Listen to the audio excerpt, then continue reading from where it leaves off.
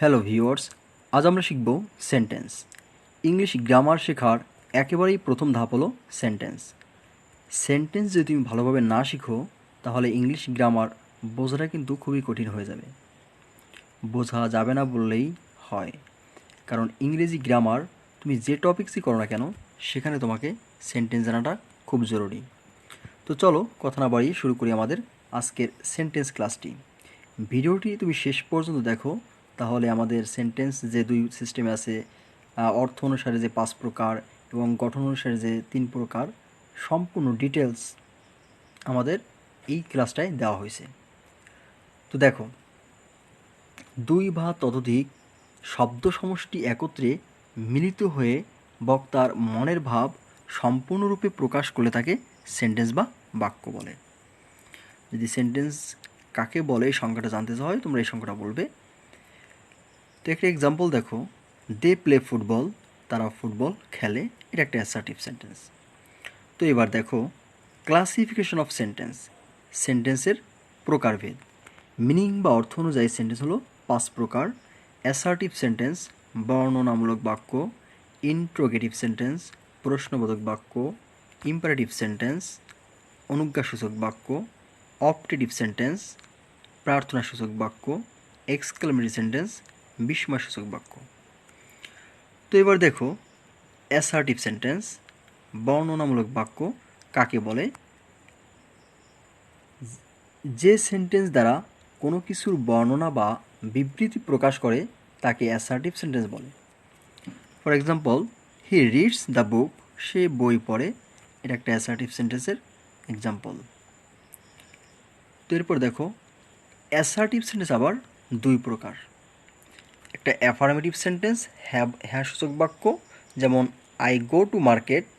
আর একটা হলো negative sentence না সূচক বাক্য, সেটা হচ্ছে I do not go to market.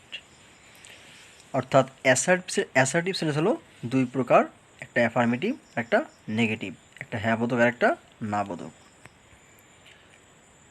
তো এরপর দেখো ইন্ট্রোগেটিভ সেন্টেন্স প্রশ্নবোধক বাক্য।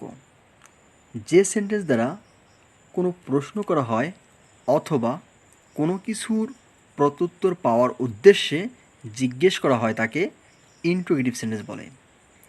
তো এই ইন্ট্রোগেটিভ সেন্টেন্সগুলো মূলত ডাব্লিউএস অর দ্বারা হয় অথবা auxiliary verb, modal auxiliary verb, এইগুলো প্রথমে দিয়েও লেখা হয়। তো প্রথমে ডাব্লিউএস কোশ্চেনগুলো দেখো, who, where, when, whom, what, which, how, etc. এইগুলো হলো তোমার ডাব্লিউএস কোশ্চেন, খুব ভালোভাবে মুখস্থ করে রাখবে। এরপর দেখো auxiliary verbs, am, is, are, was, were, have, has, had. আর মডাল অক্সিলারিগুলো হচ্ছে shall, should, will, would, can, could, may, might, etc, অর্থাৎ ইত্যাদি। এবার দেখো ইন্ট্রোগেটিভ সেন্টেন্সের কিছু উদাহরণ। How much money do you want, তুমি কত টাকা চাও? Do you need some money, তোমার কি কিছু টাকার প্রয়োজন? ইজ হি ইয়োর ব্রাদার, সে কি তোমার ভাই? দেখো এখানে ইজ প্রথমে এনে ইন্ট্রোগেটিভ সেন্স বানানো হয়েছে, আবার এটা তার উপরটায় ডু দিয়ে, এর উপরটায় ডাব্লিউএস অর হাউ দিয়ে করা হয়েছে। এরপরে দেখো মডেল অক্সিলারি দিয়ে করা হয়েছে শুড আই কল ইউ। তো এরপরে দেখো ইম্পারেটিভ সেন্টেন্স। ইম্পারেটিভ সেন্টেন্স হলো অনুজ্ঞাসূচক বাক্য। যে সেন্টেন্স দ্বারা কোনো আদেশ, উপদেশ, নিষেধ, অনুরোধ ইত্যাদি বোঝায় তাকে ইম্পারেটিভ সেন্টেন্স বা অনুজ্ঞাসূচক বাক্য বলে। এই ধরনের বাক্যে সাবজেক্ট ইউ গোপন থাকে, অর্থাৎ সাবজেক্টটা সরাসরি বসে না। ধরে নিতে যে একটা সাবজেক্ট আছে। একটি সহজ প্যাটার্ন অনুসরণ করা যেতে পারে, দেখো যে subject invisible plus verb plus object, অর্থাৎ প্রথমে এই সাবজেক্টটা উজ্জ্ব আকারে থাকবে। তো এক্সাম্পল দেখো, ডু ইট কুইকলি, এটা তাড়াতাড়ি করো, এটা অর্ডার দেওয়া হচ্ছে, কাউকে একটা অর্ডার করা হচ্ছে যে ডু ইট কুইকলি, এটা দ্রুত করো। দেখো প্রথমে কিন্তু সাবজেক্ট নেই, কিন্তু বুঝে নিতে হবে যে হ্যাঁ এখানে একটা সাবজেক্ট আছে যেটা ইনভিজিবল, দেখা যাচ্ছে না। তারপরে দেখো নেভার টেল এ লাই, কখনো মিথ্যা কথা বলিও না, এটা একটা অ্যাডভাইস অর্থাৎ উপদেশ দেওয়া হয়েছে। Please give me a pen, দয়া করে আমাকে একটি কলম দাও, এটা হচ্ছে রিকোয়েস্ট করা হয়েছে। তো আদেশ, উপদেশ, অনুরোধ এইগুলোই তো সাধারণত ইম্পারেটিভ সেন্টেন্স। তো এরপরে দেখো অপটেটিভ সেন্টেন্স। অপটেটিভ সেন্টেন্স হলো প্রার্থনাসূচক বাক্য। যে সেন্টেন্স দ্বারা মনের ইচ্ছা কিংবা প্রার্থনা প্রকাশ করে তাকে অপটেটিভ সেন্টেন্স বলে। একটু সহজ প্যাটার্ন দেখো, যে একটা সহজ প্যাটার্ন অনুসরণ করা যেতে পারে মে প্লাস অ্যাসার্টিভ সেন্টেন্স, অর্থাৎ প্রথমে মে থাকবে, এরপর একটা অ্যাসার্টিভ সেন্টেন্স থাকবে, তাহলে কিন্তু সেটা অপটেটিভ সেন্টেন্স হয়ে যাবে। বেশিরভাগ অপটেটিভ সেন্টেন্সে এই মে ব্যবহৃত হয়, তবে কিছু কিছু ক্ষেত্রে ব্যতিক্রম আছে, অর্থাৎ প্রথমে যে শুধু মে থাকবে, মে ছাড়াও কিন্তু অপটেটিভ সেন্টেন্স হতে পারে, এই জিনিসটা একটু তোমরা মনে রাখবে। তো কিছু উদাহরণের মাধ্যমে আরও ক্লিয়ার হওয়া যাক। দেখো may Allah help you to overcome all the obstacles, এখানে মে দ্বারা শুরু হয়েছে, এটা অপটেটিভ সেন্টেন্স। পরেরটা দেখো may you be happy in your future life, live long our president. পরের সেন্টেন্সটা কিন্তু দেখো মে প্রথমে বসে নাই, কিন্তু এটা কিন্তু অপটেটিভ সেন্টেন্স। সর্বশেষ উদাহরণটির দিকে তাকালেই বুঝতে পারবে যে মে ছাড়াও অপটেটিভ সেন্টেন্স হয়, তাই এটা সবসময় বাধ্যতামূলক নয় যে অপটেটিভ সেন্টেন্স এর শুরুতে মে থাকতে হবে। তো এবার দেখো এক্সক্লামেটরি সেন্টেন্স, বিস্ময়সূচক বাক্য। এক্সক্লামেটরি সেন্টেন্স দ্বারা হঠাৎ আকস্মিকভাবে মনের কোনো পরিবর্তন, যেমন হর্ষ, বিষাদ, আনন্দ, আবেগ বা বিস্ময় প্রকাশ করা হয়। কখনো কখনো এই বিস্ময়সূচক চিহ্নটি বাক্যের শুরুতে বসে। কোনো বাক্য যদি এলাস, ব্রাভো, আ, ও, হুররা ইত্যাদি দিয়ে শুরু হয়, তাহলে এই শব্দগুলোর পরই বিস্ময়সূচক চিহ্ন বসাতে হয়, খুব ভালোভাবে মনে রাখবে। তো এরপরে দেখো example, hurrah we have won the game, কী মজা আমরা খেলায় জিতে আসি। এখানে দেখো প্রথমে হুররা ব্যবহার করা হয়েছে জন্য এই এক্সক্লাইমড যে চিহ্নটা সেটা কিন্তু হুররার পরেই দেওয়া হয়েছে। এরপর দেখো হোয়াট এ বিউটিফুল সিন, অর্থাৎ কী সুন্দর দৃশ্য, এটাই কিন্তু শেষে বসছে এক্সক্লেম চিহ্নটা। তারপরে দেখো alas you have failed in the English, alas you have failed in English, যে দুর্ভাগ্য, যে বা পোড়া কপাল তার কী হয়েছে বলো তো, ইংরেজিতে ফেল করছে।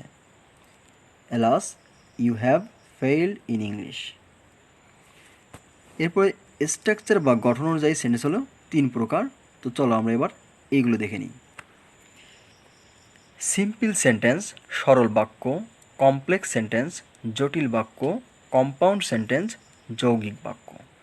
তো এবার দেখো সিম্পল সেন্টেন্সটা সম্পর্কে, যে সিম্পল সেন্টেন্স সরল বাক্যটা হলো যে সকল বাক্যে একটিমাত্র সাবজেক্ট অর অবজেক্ট এবং একটিমাত্র সমাপিকা ক্রিয়া অর্থাৎ ফাইনাইট ভার্ব থাকে তাকেই সিম্পল সেন্টেন্স বা সরল বাক্য বলে। অর্থাৎ একটা সাবজেক্ট এবং একটা ফাইনাইট ভার্ব থাকবে, সেটা হচ্ছে তোমার সিম্পল সেন্টেন্স। তো খেয়াল করো, you may follow a simple pattern like, তুমি একটা সহজ প্যাটার্ন ফলো করতে পারো, যেমন প্রথমে সাবজেক্ট বসবে, এরপরে ফাইনাইট ভার্ব প্লাস কমপ্লিমেন্ট। তো এক্সাম্পল দেখো, এটা হচ্ছে আমাদের সিম্পল সেন্টেন্সের স্ট্রাকচার, যে প্রথমে সাবজেক্ট থাকবে, ফাইনাইট ভার্ব থাকবে, এরপরে থাকবে একটা কমপ্লিমেন্ট। ফর এক্সাম্পল দেখো, Cox's Bazar is the largest sea beach in the world, she wrote an application to the principal, Bangladesh is a developing country. এই তিনটা হচ্ছে আমাদের সিম্পল সেন্টেন্সের উদাহরণ। প্রত্যেকটি উদাহরণে একটি করে সাবজেক্ট এবং একটি করে সমাপিকা ক্রিয়া আছে। তো তোমরা বলতে পারো স্যার ফাইনাইট ভার্ব বা সমাপিকা ক্রিয়া কী? আসলে ফাইনাইট ভার্ব হলো যেই ভার্বটা দেখে টেন্স চেনা যায় বা টেন্সে পরিবর্তন করা যায় সেটা কিন্তু ফাইনাইট ভার্ব। তো এরপরে দেখো কমপ্লেক্স সেন্টেন্স, জটিল বাক্য। যে সকল বাক্যে একটি প্রধান খণ্ডবাক্য থাকে এবং তার উপর আশ্রয় বা অবলম্বন করে আরও এক বা একাধিক খণ্ডবাক্য থাকে তাকেই কমপ্লেক্স সেন্টেন্স বা জটিল বাক্য বা মিশ্র বাক্য বলে। It consists one main clause and one or more subordinate clause or adverbial clause। অর্থাৎ এই সেন্টেন্সগুলায় অর্থাৎ কমপ্লেক্স সেন্টেন্সে একটা মেইন ক্লজ থাকবে এবং একের অধিক সাবঅর্ডিনেট ক্লজ অথবা একটা অ্যাডভার্বিয়াল ক্লজ থাকবে। তো এই বিষয় হলো যে adverbial clause come after the main clause. Adverbial ক্লজটা সবসময়ের জন্য মেইন ক্লজের পরে বসবে। এই জিনিসটা subordinate clause is that it always begins with conjunctions like where, what, when, that, while, who, if, whether, whether, because, whenever, however, whatever, wherever, though, although, till, until, unless, after, before, so that। এইগুলো হলো তোমার subordinate conjunction. এই কনজাংশনগুলো দিয়ে যে বাক্যটা হবে বা সেন্টেন্সটা হবে ওই সেন্টেন্সটা কিন্তু তোমার হবে সাবঅর্ডিনেট ক্লজ। তো এখানে একটা এক্সাম্পল দেখো, his brother died when he was 7 years old। অর্থাৎ তার ভাই মারা গিয়েছিল কখন?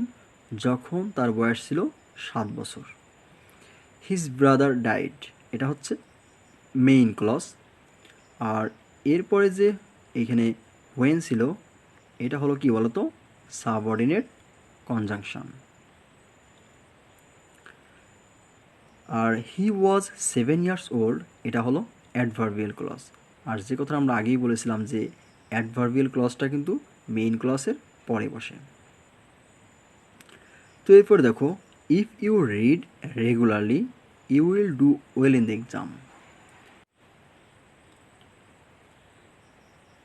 If you read regularly is a subordinate clause. অর্থাৎ ইফ ইউ রিড রেগুলারলি এটা হলো সাবঅর্ডিনেট ক্লজ। যেহেতু দেখো এর আগে ইফ আছে তাই ইফ যুক্ত সেন্টেন্সটা হবে সাবঅর্ডিনেট ক্লজ। অর্থাৎ আমরা এর আগে যে কনজাংশনগুলো শিখে আসছি ওই কনজাংশন যুক্ত যে সেন্টেন্স থাকবে সেটাই হলো সাবঅর্ডিনেট ক্লজ। এবং you will do well in the exam is the main clause, এটা হচ্ছে main clause. Though he lives in America he speaks Bengali fluently, এটাও একটা কমপ্লেক্স সেন্টেন্স। তো এরপরে চলে আসি কম্পাউন্ড সেন্টেন্সে। দেখো কম্পাউন্ড সেন্টেন্স যৌগিক বাক্য। নিরপেক্ষ দুই বা তার অধিক সরল বাক্য যদি কোনো সংযোজক অব্যয় দ্বারা যুক্ত হয়ে একটি সম্পূর্ণ বাক্য তৈরি করে তখন তাকে কম্পাউন্ড সেন্টেন্স বা যৌগিক বাক্য বলে। তো conjunctions that are used in compound sentence, কিছু কনজাংশন কম্পাউন্ড সেন্টেন্সে ব্যবহৃত হয়, আমরা সেই কনজাংশনগুলো দেখে নিই। দেখো and, or, but, for, not, also, thus, however, moreover, therefore, so, till, else, as well as, otherwise, accordingly, yet, not yet, but also, either or, neither nor, on the contrary, etc. তো কিছু example দেখা যাক। He is poor but happy. দেখো এখানে মাঝে but আছে। He is poor, সে গরিব কিন্তু সে সুখী। He is poor but happy. We searched him everywhere but did not found. দেখো এখানেও বাট দ্বারা যুক্ত হয়েছে দুটো অংশ, যে উই সার্চড হিম এভরিহোয়ার, আমরা তাকে সব জায়গায় কি খুঁজেছি, বাট ডিড নট ফাইন্ড, কিন্তু আমরা তাকে খুঁজে পাইনি। তো আজ এ পর্যন্তই, দেখা হবে পরবর্তীতে নতুন কোনো ভিডিও নিয়ে। সে পর্যন্ত সবাই ভালো থাকো, সুস্থ থাকো, আর পরবর্তী আপডেট ভিডিও পেতে চ্যানেলটি সাবস্ক্রাইব করে রাখো।